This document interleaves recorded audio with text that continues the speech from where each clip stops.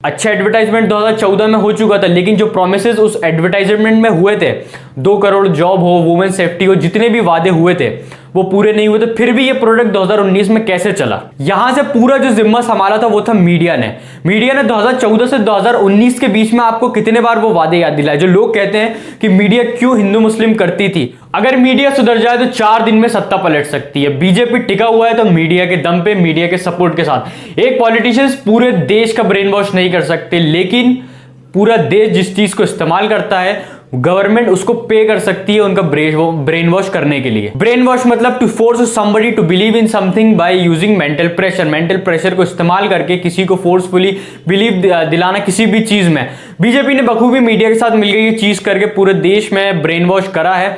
कुछ लोगों का करा है, कुछ लोग बचे हुए हैं। कितना चैलेंजिंग था बीजेपी के लिए 2014 में भी जिस तरीके की एडवर्टाइजिंग उन्होंने की थी, जिस मीडिया की मदद से, जिससे वो उन्होंने एंट्री ली थी, और उसके बाद उसी की मदद से अभी भी वो सत्ता में टिका हुआ है। पीयूष पांडे ओगिलवी से थे, सैम बलसारा मेडिसन से। ये दोनों मार्केटिंग इंडस्ट्री के किंग थे। 50 दिन की मीडिया प्लानिंग के बाद 200 प्लस एडवर्टाइज बनाए थे और इनको टीवी पे चलाया था। पीएम मोदी के नाम को एक ब्रांड बनाने में उस टाइम मीडिया का एक बहुत बड़ा रोल था। ब्रांड इक्विटी क्रिएट की थी इन्होंने इनके नाम की। जैसे इलेक्शन नाम आता वैसे पहला नाम जो आ रहा था माइंड में वो आ रहा था नरेंद्र मोदी। 2014 की ये हवा थी। मीडिया और बीजेपी ने 3 स्टेप्स लिए थे लोगों का ब्रेन वॉश करने के लिए। जो पहला सेक्शन या स्टेप था कैंपेन का वो था 70 साल के से रिलेटेड, जिसमें एक एडवर्टाइज उन्होंने चलाया था, जनता माफ नहीं करेगी। जनता किस लिए माफ नहीं करेगी?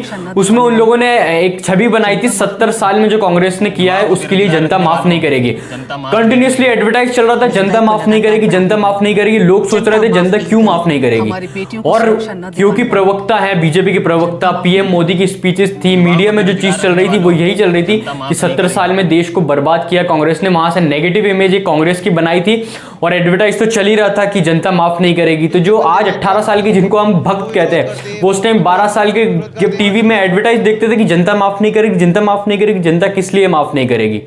जनता इसलिए माफ नहीं करेगी कि 70 साल में जो आपने किया है वो बहुत बुरा है। इससे कांग्रेस की एक नेगेटिव इमेज बनाई।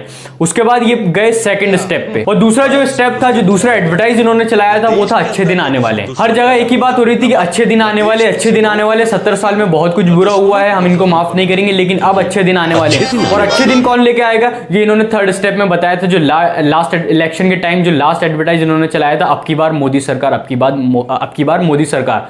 तो अब अगर इन तीनों एडवर्टाइज को सीक्वेंसली इन लोगों ने जिस तरीके से चलाया था उससे एक कंक्लूजन अगर निकाला जाए तो वो ये था कि 70 साल में कांग्रेस ने बहुत बुरा काम किया, हम इनको कभी माफ नहीं करेंगे, जनता इनको कभी माफ नहीं करेगी, लेकिन अब अच्छे दिन आने वाले हैं। और कौन लेके आएगा? नरेंद्र मोदी। ये रोल प्ले किया था बीजेपी ने मीडिया के साथ मिलकर। लेकिन एडवर्टाइज अच्छा बना देना एक बैड प्रोडक्ट का, अब मैं इनडायरेक्टली बोलूंगा, एक बैड प्रोडक्ट है। एडवर्टाइज तो अच्छा हो गया, वो मार्केट में उतर भी गया, लेकिन उसका परफॉर्मेंस बहुत खराब है। तो क्या वो चलेगा? एडवर्टाइज भले कितना भी अच्छा है वो मार्केट में चल तो गया, लेकिन दूसरी बार 2019 में भी वो प्रोडक्ट क्यों चला?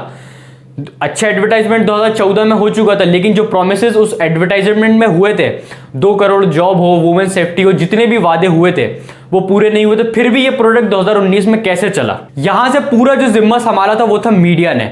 मीडिया ने 2014 से 2019 के बीच में आपको कितने बार वो वादे याद दिलाए जो लोग कहते हैं कि मीडिया क्यों हिंदू मुस्लिम करती थी। उसका रीजन ये था कि जो प्रोमिसेस उन्होंने किए थे उनको भुलाने के लिए एक नई चीज क्रिएट कर रही थी। जैसे उन लोगों ने उस टाइम 70 साल की नेगेटिव बिलीफ जो क्रिएट करी थी वो अब क्रिएट करी थी रिलीजियस बिगेट्री करके, प्रोमिसेस को भुलाया था।